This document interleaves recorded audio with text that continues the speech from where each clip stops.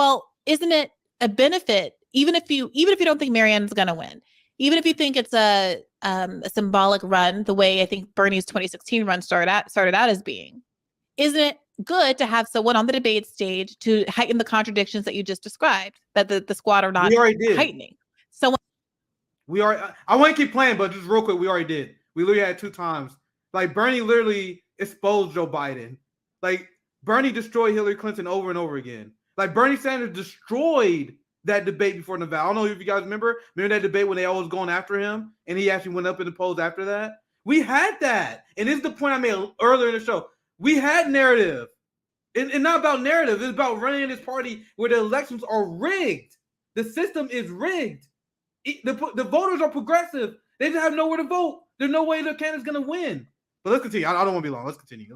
This is like a Hail Mary. If you know a Hail Mary in football, they're way on one side of the field, and they need to get to the other side for the football. Last play, there's a few seconds, and they got to just throw it up and hope somebody catch it.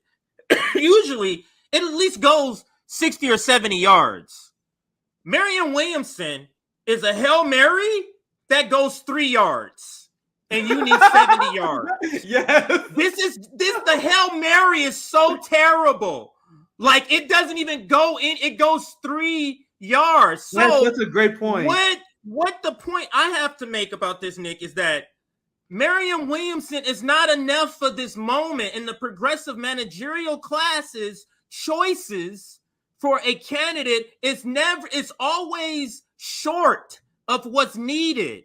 And this is short of what's needed. And the way Katie Porter, I mean, look at they like John Fetterman. So I mean, one last response to this. Hey, go ahead.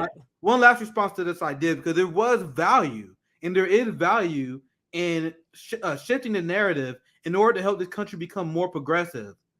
Guys, most Americans want health care.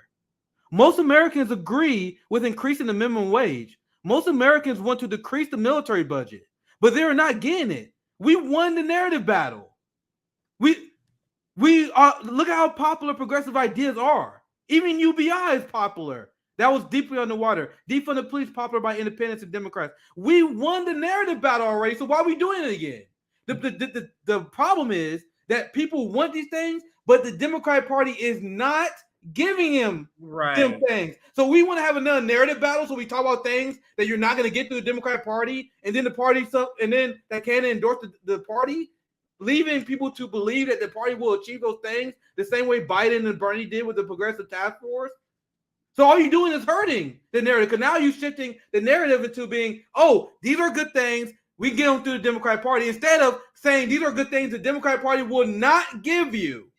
You see the difference? Let's continue. Narrative is not enough for this moment. Narrative, Brianna, is simply not enough reason for this moment. We need more than narrative. That's why Nick is suggesting somebody like a Chris Hedges. That could be like, I know he's not going to win. They're going to let him win. But I know when he's on stage, he's going to be zeroing in on Iraq, on Yemen, on Israel, on Ukraine. You get what I'm saying? We know what he's going to be zeroing in on. Point. Yeah. With Marianne Williamson, what is she going to do? Medicare for all and $15 minimum wage, unions. We got to get corporations out of. That's all so not for this moment. That's all not enough for this moment. Like, we are living in a pandemic that's continuing. We are living in this just hiking the prices of this vaccination if you take it. If you don't take it, then you got people out in Davos wanting to make these plans for this collapsing capital. Then you got us sending billions of dollars to Ukraine. Then you got the homeless population. Then you got the police state still killing people, literally. Just killed the freaking person at Cop City, and we think Marianne Williamson is for that moment. It's like Nick. It's like going and getting a Band-Aid for a broken back. It's like, this is so not gonna do anything for a broken back. I need surgery. I need to go, get put in the cast or something like that. But you just go, oh no, let me just put some tussin on it, like Chris Rock says. Let me throw this tussin on it, and that's it. Go ahead. Yeah, one more quick thing, because this is like if you wanted to run for president, the Democratic Party, just for narrative, I cannot emphasize enough my question: why Marianne then? So she's gonna go up there and talk about narratives that we already won on? Like she's gonna go 100% talk about popular ideas. If it's about shifting narrative, we need to do what Bernie did. We took ideas that are not popular and ran on them. You guys see? Right. Well, what would make this have any little bit of benefit? Even I would admit, if you had someone that was calling out Joe Biden for his stance on the Ukraine war, if you had someone calling out Joe Biden for his stance on China, because that's the narrative we need to get out. We're not winning on those. Or maybe even if we are winning in terms of perception, it's not something that people are thinking about. Like, so if they're against Ukraine, it's not in the public discourse. So the only value would be to talk about stuff that the progressives like Marianne Williamson inherently won't talk about. So that defeats the whole narrative point, right? But let's continue. Yeah, this is I'll save that. One who is at least on the debate stage, pushing the Overton window back to the left, where it was at least at the end of the 2020 campaign. Marianne Williamson doesn't have the politics to push anything to the left. That's what you understand. Marianne Williamson is literally a hair to the left of Joe Biden. You can't push nothing to the left if you're literally a hair to the left of Joe Biden. She may believe in like reparations that he doesn't, and then that's it. Like, he talks about $15 minimum wage, even though we all know he's lying when he says it, but he says he supported. How is that different than what Marianne Williamson says? He says he supports workers. He says he supports unions. Marianne Williamson says that. He says he wants to get corruption out. What is different? We need somebody who's up there challenging the foreign policy state, because that's what's really front and center right now. And she's not the person to do that. She's not a person that will do that. Let's continue with the video.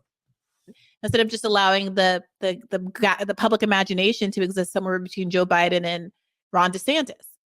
Yeah, no, I actually, I'm not absolutely not saying that elections don't matter. In fact, I think that kind of idea where it might be tempting to some people to say, well, politics is so corrupt under capitalism, I just want to dissociate from that. That is an understandable reaction, as you said. That is an understandable aspect.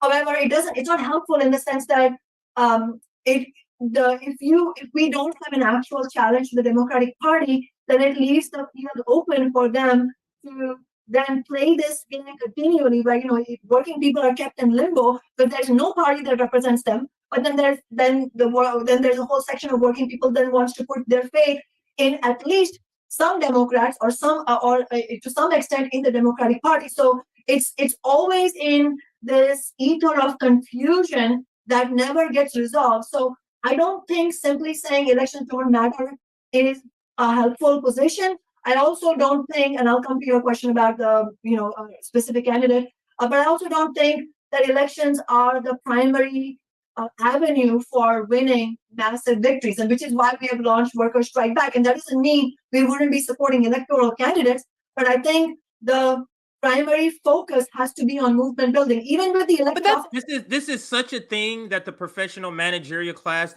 want nothing to do with. When people like Chris Hedges and Shama say stuff, well, the focus needs to be on movement building. That's not what they want to do.